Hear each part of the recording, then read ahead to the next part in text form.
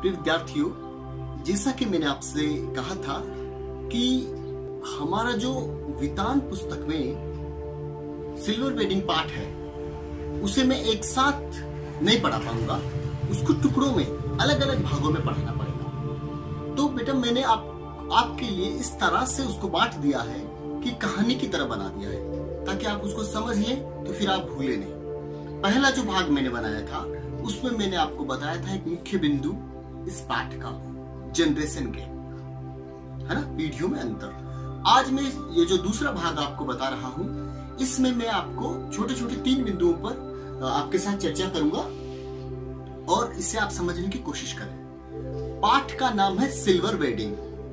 तो सबसे पहली बात तो आप जानते ही हैं, जब विवाह के 25 वर्ष पूरे हो जाते हैं तो उसे सिल्वर वेडिंग बोलते हैं, यानी विवाह की 25वीं वर्षगांठ। पाठ का नाम ये क्यों पड़ा? क्योंकि इसमें जो मुख्य नायक है पाठ के, उनका नाम है यशोधर बाबू। वे जो हैं वे अपनी ऑफिस से जब घर जा रहे होते हैं उसी समय ऑफिस के जो और कर्मचारी हैं वे भी उन्हें याद दिलाते हैं कि अरे आज तो आपकी जो शादी की सालगिरह है, मतलब आपकी मैरिज एनिवर्सरी है, आज हम कुछ खाएंगे पिएंगे, इस तरह से हंसी मजाक करते हैं और वो मतलब उनसे चर्चा करते हैं। और फिर उनको घर भी जाना होता है। किनको? यशोधर बाबू को। यशोधर बाबू का एक नियम है कि जो समय है ऑफिस का उससे 1 मिनट पहले नहीं निकलेंगे, 1 मिनट पहले भी नहीं निकलेंगे, समय के पूरे पाबंद है, समय होने के बाद ही भी जाएंगे। इस कारण से उनके जो अन्य साथी हैं वो उनसे ईर्ष्या भी करते हैं कि काम खत्म हो गया, उसके बाद भी यशोधर बाबू यहाँ पर बैठे रहते हैं, ना खुद जाते हैं ना हमें जाने देते हैं। तो बेटा आज का जो पहला बिंदु मैंने लिया है वो है सिल्वर वेडिंग। पाठ का नाम क्यों है आपको समझ में आ गया। जो मुख्य नायक है उसकी शादी की 25वीं सालगिरह है आज, उसी पर पूरा पाठ घूमेगा। दूसरा जो बिंदु मैं ले रहा हूँ वो है घर पर देर से पहुंचना।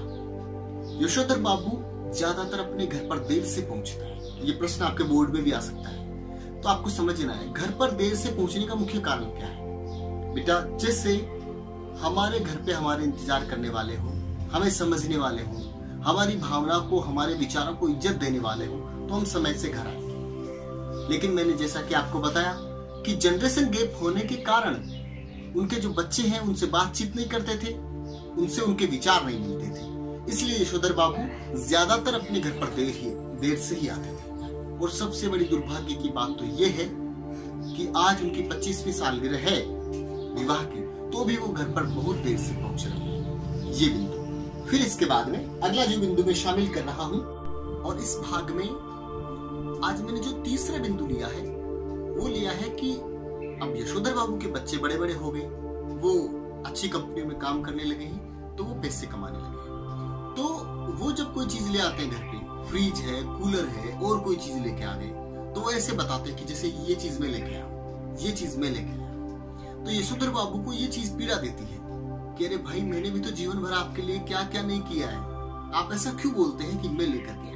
आप लेकर के आए उससे दिक्कत नहीं है, लेकिन आप ये जताते हैं कि मेरी वस्तु है, मैं इसके पैसे दे के आया हूँ, तो थोड़ा मेरे को पीड़ा होती है। तो बेटा ये बात हमारे समझने की है, क्योंकि आप टीनेज में हैं, 12वीं कक्षा के विद्यार्थी हैं, समझने की बात है। जब हम कमाने लग जाएं तो हमें अपने पिता या माता को ये नहीं बताना है कि ये मेरी चीज है, उन्हें ये बताना है कि ये हमारी चीज है। तो बच्चों बेटा छोटे छोटे हम वीडियो बना रहे हैं, इसी से आपको समझा पाएंगे ठीक से। पहले वीडियो में हमने जाना जनरेशन गैप, ये जो दूसरा वीडियो है इस पे 3 बिंदुओं की मैंने बात की है। क्रमांक 1 सिल्वर वेडिंग क्यों पाठ का नाम है, क्रमांक 2 घर देर से आना, और क्रमांक 3 कि बच्चों के द्वारा वस्तुओं को अपनी बताना। तो आप इन 3 को ध्यान से समझ लीजिए, बाकी हम अगले वीडियोज में आपसे चर्चा करेंगे। धन्यवाद।